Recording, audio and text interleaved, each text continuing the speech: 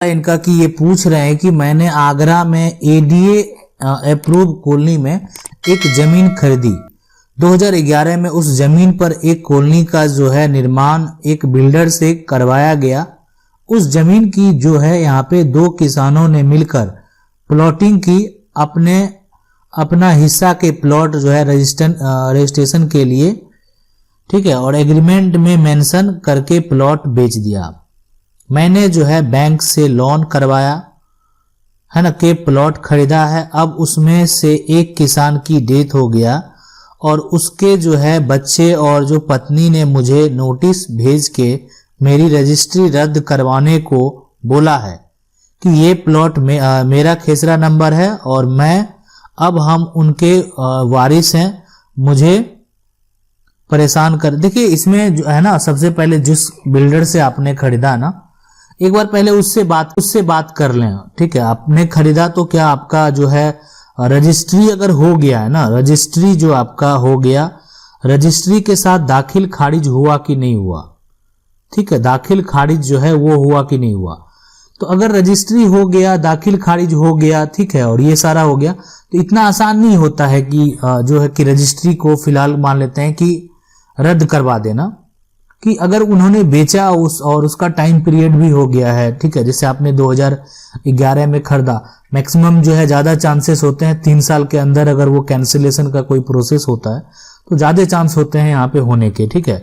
तो इस केस में अगर एक तरह से लीगल है, उनको बेचने का हक था, वो जो है उन्होंने बेचा, आपने खरीदा, और उस बीच में जो बिल्डर जो मीडिएटर थे वो जो भी होंगे, मतलब अगर कॉलोनी का निर्माण भी करा है ना, तो उस केस में वहां पे अगल बगल घर भी होगा, ठीक है, या हो सकता है आपका भी घर होगा। तो ये जो भी है ना, कि अगर आपने जो भी करवाया आप उसके लिए बेफिक्र रहें, ठीक है। आपकी जो संपत्ति है, अगर एक तरह से यहाँ पे नोटिस अगर आपको आ रहा है तो उसको एक्सेप्ट जरूर करें। हाँ, ये हो सकती थोड़ी परेशानी वाली बात है, लेकिन उससे घबराएं नहीं। और अगर आपको यहाँ पे रद्द करवाने का कोई प्रयास कर रहे हैं तो उससे कुछ होने जाने वाला नहीं है। आप बिल्कुल जो है उसको जवाब दीजिए। इसमें आपने संपत्ति खरीदी 2011 में और उसका एक तरह से काफी लंबा समय हो गया। अगला सवाल ये पूछ रहे हैं कि ये इनका 1970 का केवाला नहीं दिखा रहा। देखिए 1970 जो है अगर केवाला नहीं दिखा रहा ऑनलाइन आपका, तो आप ऑफलाइन निकाल के देखिए, कि इसलिए कि थोड़ा सिस्टम जो है वो स्लो है, हर जगह का यही हाल है, और इसलिए मतलब अपडेट तो करना ही है, नियम ही है कि सारे जितने डॉक्यूमेंट है सबको एक तरह से डिजिटल प्लेटफॉर्म पे लाने का। लेकिन उसका कॉलम दे दिया गया कि हाँ आप बताइए कब आपका हुआ, लेकिन उसको अपलोड नहीं किया, तो वो यहाँ पे है। तो आप जो है एक तरह से कार्यालय जो है वहां से आप उसका डुप्लीकेट कॉपी निकाल सकते हैं, ठीक है। सवाल है कि दाखिल खारिज की अवधि कितने साल तक होती है, आप बताइए। देखिए दाखिल खारिज जो है ना, जब भी आप कोई संपत्ति खरीदते हैं उसके बाद आप करा लेना चाहिए। लेकिन अगर आपका मान लेते हैं कि बहुत ज्यादा समय हो गया है, एक ऐसा हो गया कि उसमें से जो आपका है कि मतलब सर्वे भी निकल गया, कि बहुत पुराना आपका है वो डॉक्यूमेंट, ठीक है, उस केस में जो है आपको फिर न्यायालय से उसको साबित करना पड़ेगा और वहां से डिग्री के बाद आपका दाखिल खारिज होगा। कहने का मतलब ये है कि ये जो आपका एक तरह से डॉक्यूमेंट है, या जो भी रजिस्ट्री का डॉक्यूमेंट है, इसमें सारा कुछ पुराना चढ़ा हुआ है और अब सब कुछ नया अपडेट हो गया, मतलब जिसको सर्वे भी बोल सकते हैं, नक्शा चेंज हो गया, नक्शा नया बन गया। तो उस केस में दिक्कत आपको हो सकती है अपने दाखिल खारिज करवाने में, ठीक है। सवाल है कि सर मेरे पुरखों की जमीन है, परदादा का जमीन था, जो कि मेरे दादाजी तथा उसकी बहन ने मिलकर जमीन को मेरे पापा को रजिस्ट्री करके दे दिया, लेकिन कर्मचारी एवं जो अंचलाधिकारी जमीन का दाखिल खारिज जो है करके नहीं दे रहे हैं। जमाबंदी पे जमीन नहीं है, जबकि उस जमीन में हम लोग वर्षों से रह रहे हैं, हम लोगों का मकान बना हुआ है। आप बताएं कि सर क्या। नहीं देखिए, जमाबंदी पे नहीं है तो उनको ये पावर नहीं है कि वो जमाबंदी के बिना मान लेते हैं। मतलब एक तरह से अगर कोई भी व्यक्ति का जमीन का नाम वहां दर्ज नहीं है, ठीक है, एक बड़ी बात है कि ठीक आप वहां पर रह रहे हैं, बिल्कुल ये बात बिल्कुल सत्य हो सकती है, लेकिन जो अधिकारी को पावर दिया गया है उससे वो बाहर काम नहीं कर सकते। उनका ये बस है कि अगर नाम में दर्ज है वहां पे तो उसको वेरीफाई करना है, और उसका जो है ऐसा नहीं कि उन किसी का नाम भी दर्ज वो कर सकते हैं, तो वो नाम भी दर्ज कर सकते हैं, ऐसा नहीं है। लेकिन ऐसा नहीं है कि मतलब अगर नाम दर्ज नहीं है तो आपको दाखिल खारिज कर देंगे, ठीक है। हाँ, ये एक बात है कि आप उस पे बरसों से रह रहे हैं और उस पे जो है एक तरह से आपका बरसों से कब्जा है, तो उस हिसाब से आपका वो मालिकाना हक हो सकता है कि अगर आप लंबे समय से आ रहे हो। ऐसा लिमिटेशन एक्ट कहता भी है कि आप जो है अगर बरसों से घर बना के रह रहे हैं, लंबे से 12 साल से अधिक से रह रहे हैं, तो आप मालिकाना हक का दावा मालिक नहीं हो सकते हैं। वो एक्ट ये भी नहीं कहता है कि आप मालिक हो गए। हाँ, लेकिन आप दावा करने के लिए आप खुद न्यायालय में जा सकते हैं। ऐसा नहीं कि आप वहां पे दावा नहीं कर सकते हैं, मतलब आपको उतना भी राइट नहीं दिया गया। ठीक है, वो न्यायालय को तय करना है कि जमीन को वो एक तरह से आपको जो है देना है या नहीं देना है, वो अलग बात है, लेकिन आप जा सकते हैं। ठीक है, लेकिन अगर यहाँ पे डीसीएलआर के द्वारा और किसी तरह का ये है, मतलब सीओ के द्वारा किया जाए, तो डीसीएलआर के पास भी इसके लिए मोटेशन अपील के लिए आवेदन करके देखें। हो सकता है कि वहां से आदेश हो जाए तो सीओ के द्वारा कर दिया जाए। सवाल है कि पिता की खरीदी संपत्ति में जिसका जन्म हुआ और जब 30 साल से मैं रह रहा तो उसका क्या अधिकार है। देखिए, पिता की खरीदी हुई संपत्ति में जो ना, जब खरीद लिया वो संपत्ति, तो जब तक वो जीवित है ना, उन्हीं का अधिकार रहेगा। ठीक है, मतलब आपका उस पर कोई अधिकार नहीं होगा, बेटे का कोई अधिकार नहीं होगा, उनके मरने के बाद ही आपका उस पर जो है अधिकार होगा। तो इसलिए आप 30 साल 35 साल जो भी है, लेकिन वो संपत्ति वो खुद की कमाई से अर्जित किए हुए, तो उन पे तब तक अधिकार है जब तक वो जीवित हैं, और मरने के बाद उनकी पत्नी का भी उस पर अधिकार होगा। सवाल है कि मेरे फादर ने 1992 में प्लॉट खरीदा था, अब 2021 में किसी और ने मेरे प्लॉट पर बाउंड्री कर दी है। मैंने जब ऑब्जेक्शन किया तो उसने जब रजिस्ट्री जो है यहाँ पे दिखलाई तो उसका मेरे बगल वाला प्लॉट जो है वो दिखा रहा। देखिए, प्लॉट आपका जो खरीदा हुआ होगा तो उसमें तो आपका चौहद्दी मेंशन होगा सारा कि किधर आपका है लोकेशन सारा।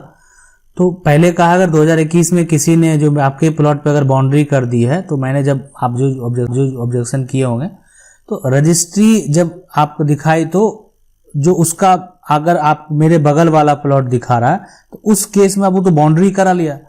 तो आप सबसे पहले एसडीएम कोर्ट में या एसडीओ कोर्ट में आवेदन कर दें इसको। ठीक है, इसको फिलहाल आवेदन कर दें, सीओ को भी सूचित कर दें इस बात के लिए, थाना प्रभारी को भी आवेदन कर दें। ठीक है, ये सारा आपको कर देना है, कहे कि जब ऐसा किया गया तो आपको फिलहाल यहाँ पे उस केस में हो सकता है कि विवाद वहां पे उत्पन्न हो। इतना प्रक्रिया करने के बाद भी अगर आपका मामला का निपटारा नहीं होता है ना, तब फिर आप सिविल कोर्ट जाएं।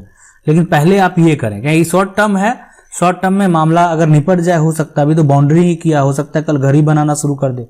तो ये बात जो है, ताकि देखिए ऐसा नहीं जब आपकी संपत्ति उसका रजिस्ट्री में बगल वाला दिखा रहा है तो उसका वही होने वाला है, मतलब वो कुछ भी कर लेने। ठीक है, बाद में घर भी बना देगा तो घर भी टूट जाएगा। अगला सवाल है कि हमारी नानी जो कि अपने माँ बाप की इकलौती थी और उनके पिताजी के पास बहुत सारा जमीन थी, नानी गुजर गए और 1984 में जो है उनकी जमीन का कोई और मालिक बिल्कुल नहीं बन सकता है, वंशावली बना लीजिए। और उसके बाद है कि मेरी माँ ने जिनके नाम से ये जगह जो है जाने चाहिए, तो उन्होंने पूरी कोशिश कर ली, कुछ नहीं बना, क्योंकि गरीब इंसान के लिए सब कुछ मुश्किल यहाँ पे है। ठीक है, और यहाँ पे बिना कोई काम जो है ना कुछ नहीं होता है। मेरे नानी के जो है 28 बिल्कुल, देखिए एक चीज बिल्कुल, आपका जो भी जहां संपत्ति है, लेकिन आपकी जो नानी है जो कि अपने माँ बाप की इकलौती थी, ठीक है, नानी जो थी, तो नानी की संपत्ति पूरी वो आएगी। अब यहां पे नानी के जो वंशज हैं वो उसके हकदार होंगे, जैसे आपकी मां, आपके मामा हो सकते हैं। ठीक है, ये सारे वंशज उनके हकदार होंगे। नानी के पहले तो वंशावली तैयार करना पड़ेगा, इसलिए संपत्ति इनके भी पिता की होगी, इनके भी दादा की होगी। उस हिसाब से अब ये कुछ मौखिक तरीके से या इधर कुछ नहीं करना, आपको डायरेक्ट सिविल कोर्ट में इसका वंशावली के आधार पर आपको केस फाइल कर देना।